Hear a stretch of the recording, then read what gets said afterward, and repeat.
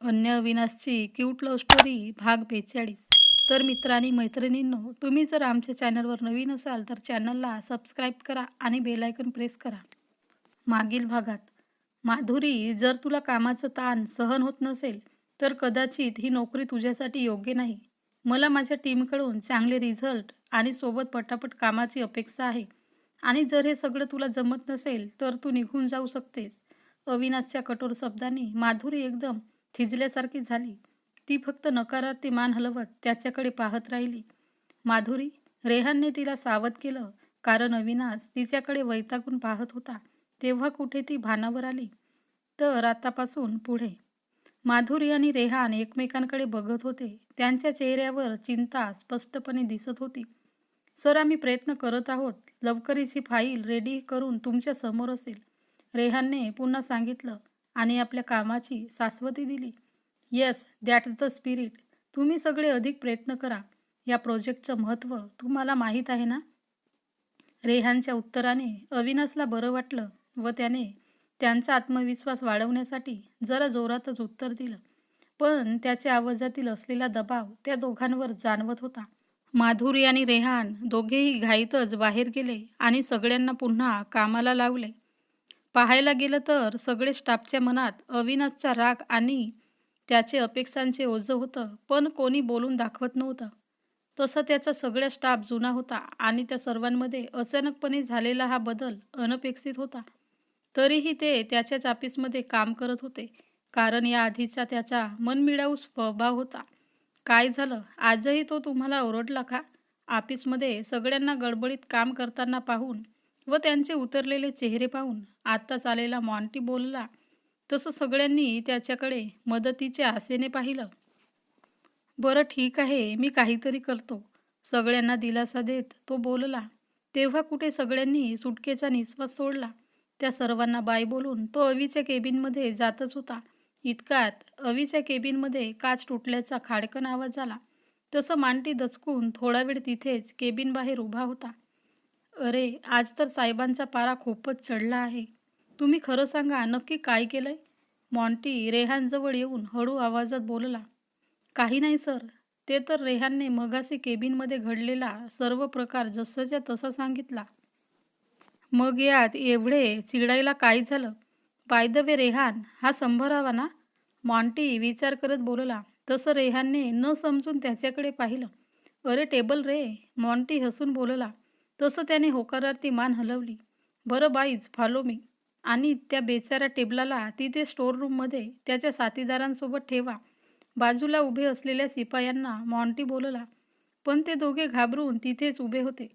चला, मी आहे ना, आणि तो तुटलेलं टेबल घेऊन या, मॉन्टी बोलला.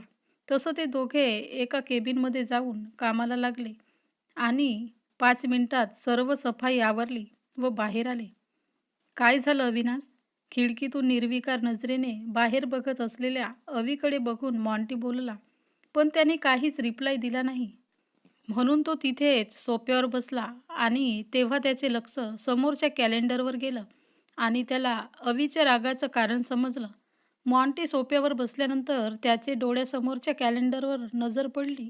त्या कॅलेंडरवरची तारीख त्याला ठळकपणे आठवण करून देत होती. आजचा तोच दिवस होता ज्या दिवशी अन्या अवीच्या आयुष्यातून कायमची निघून गेली होती. त्याला आता अवीच्या मनातील वेदना जाणवू लागल्या होत्या. अविनाश, मॉन्टीने शांतपणे आवाज दिला, पण तो अजूनही खिडकीतून बाहेरच पाहत होता. त्याच्या डोळ्यात एकाच वेळी शून्यता आणि आठवणींचा स्फोट जाणवत होता. मॉन्टीला आता त्याच्यात दडलेला अवीचा राग समजला होता. तो त्याचं मन कधीच मोकळं करू शकलं नव्हता. त्याची वेदना, त्याची अन्याप्रतीची निराशा आणि त्या घटनेची जखम अजूनही ताजी होती. म्हणूनच त्याला पुन्हा आवाज दिला नाही. तो थोडा वेळ तिथेच बसला आणि मग आपल्या कामाला निघून गेला. अन्या, अगं अन्या, किती उशीर? आज तुला लवकर ऑफिसला जायचं होतं ना? किचनमधून सुमनताईंनी अन्याला आवाज दिला. तशी ती गडबडून जागी झाली. अरे बापरे, 8 वाजले? ती स्वतःशीच बोलली. मी तर विसरूनच गेले. आज मला लवकर ऑफिसला जायचं होतं. मोठ्या सरांना फंक्शनचा शेड्यूल द्यायचा होता आणि बाकी तयारी पुन्हा एकदा तपासायची होती. सरांना ऐनवेळी प्रॉब्लेम नको असतात, म्हणून त्यांनी माझ्यावर इतक्या विश्वासाने जबाबदारी दिली आहे. ती स्वतःशीच बोलत आणि स्वतःवर ओरडत होती. आणि का नाही ओरडणार? आजचा दिवस खूप महत्त्वाचा होता. अन्य ज्या कंपनीसाठी काम करत होती, त्या कंपनीला आज 50 वर्षे पूर्ण होत होते. आणि त्या सेलिब्रेशनसाठी एक मोठी पार्टी आयोजित करण्यात आली होती. या कार्यक्रमाची पूर्ण जबाबदारी अन्याच्या खांद्यावर होती. कारण गेल्या 2 वर्षात तिच्या कामगिरीमुळे कंपनीच्या मालकांचा तिच्यावर विश्वास बसला होता. या विश्वासावरचं 2 महिन्यापूर्वीच तिला कंपनीच्या मॅनेजरच्या पदावर प्रमोशन मिळाला होता. आई, मला आज घरी यायला थोडा उशीर होईल. मी मयूरला तसं सांगितलं आहे आणि तो मला घ्यायला येणार आहे.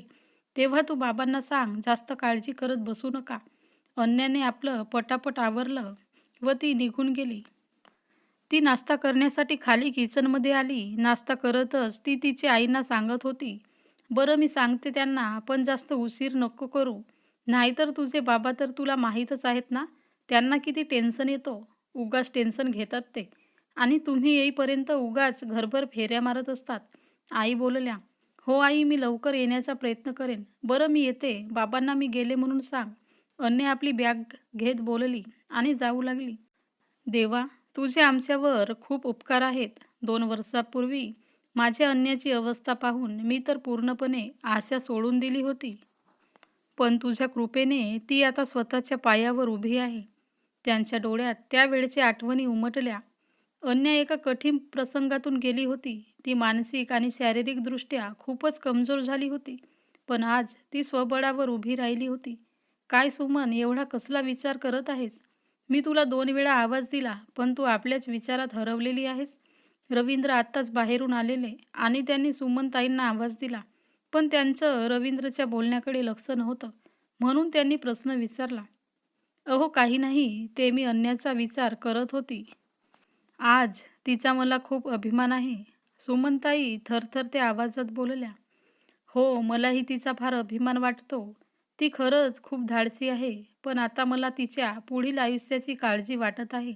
मला वाटतं तिने आता आपल्या आयुष्यात पुढे जाण्याचा विचार करावा. रवींद्र काहीतरी विचार करत बोलले. हो, मलाही तसंच वाटतं. आपण उद्या सकाळीच तिच्याशी या विषयावर बोलूया. तसंही उद्यापासून ती थोडं उशिराच ऑफिसला जाईल ना. अन्याची आई बोलली. कारण गेले 15 दिवस झाले ती सकाळी लवकर ऑफिसला जायची आणि रात्री उशिरा घरी यायची. या काळात त्यांचे एकमेकांशी व्यवस्थित बोलणं झालं नव्हतं.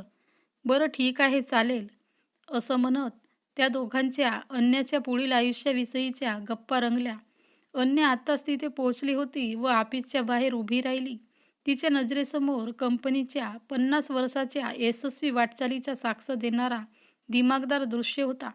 इमारतीच्या बाहेरील मोठ्या फलकावर सुवर्ण अक्षरात लिहिलं होतं, 50 इयर्स ऑफ एक्सलन्स. त्याच्यावरच्या प्रत्येक अक्षरातून कंपनीच्या अभिमानाची झलक दिसत होती.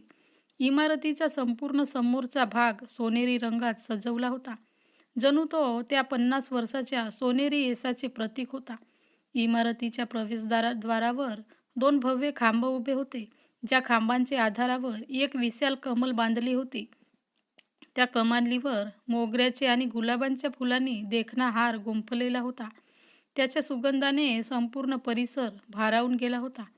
कमानीच्या दोन्ही बाजूंना मोठमोठ्या रंगीत रिबिनीचे झाड सजवलेले होते आणि तिथेच लावलेल्या आकाशकंदिलांनी रात्रीच्या वेळी दिवाळीसारखा लखलखाट केला असावा, असं अन्याच्या डोळ्यांपुढे दिसत होतं.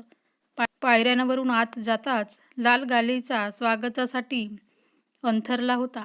जणू तो कंपनीच्या प्रत्येक यशस्वी क्षणाची कथा सांगत होता. ऑफिसमध्ये गेल्यावर ती नेहमीसारखी प्रसन्न आणि व्यवस्थित दिसत होती. तिने निळा पॅन्ट, पांढरा सिल्कचा शर्ट आणि हलकासा मेकअप केला होता. तिचा हा लूक एकदम अनुभवी व समजदार वाटत होता. जबाबदारी मोठी असली तरी तिच्या आत्मविश्वासाने तिचं व्यक्तिमत्व ठळक दिसत होतं आणि तिचं कामही जास्त परिणामकारक ठरलं. तिला बघून ऑफिसमधले बरेच जण मनातल्या मनात जळत होते.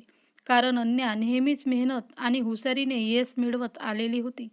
अन्या अत्यंत जबाबदारीने आणि आत्मविश्वासाने काम करणारी होती.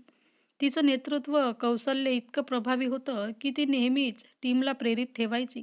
ती वेळेचा आणि निर्णयाचा योग्य व्यवस्थापन करायची आणि तिचे प्रत्येक काम व्यावसायिक दृष्टिकोनातून परिपूर्ण असायचं आणि सहकार्यांचे विचारही महत्त्वाची मानायची. शांत पण ठाम असणारे अन्याचे 2च वर्षात आपल्या मेहनतीने बासचं लक्ष वेधून घेतलं आणि तिला जनरल मॅनेजरची जबाबदारी दिली गेली. तिचे नम्रपण, ठाम स्वभावामुळे सर्व तिच्याकडे आदराने पाहायचे. तर मित्रांनी मैत्रिणींनो, तुम्हाला ही कथा कशी वाटत आहे ते कमेंटमध्ये सांगा आणि आमच्या चॅनलवर नवीन असाल तर चॅनलला सबस्क्राईब करा.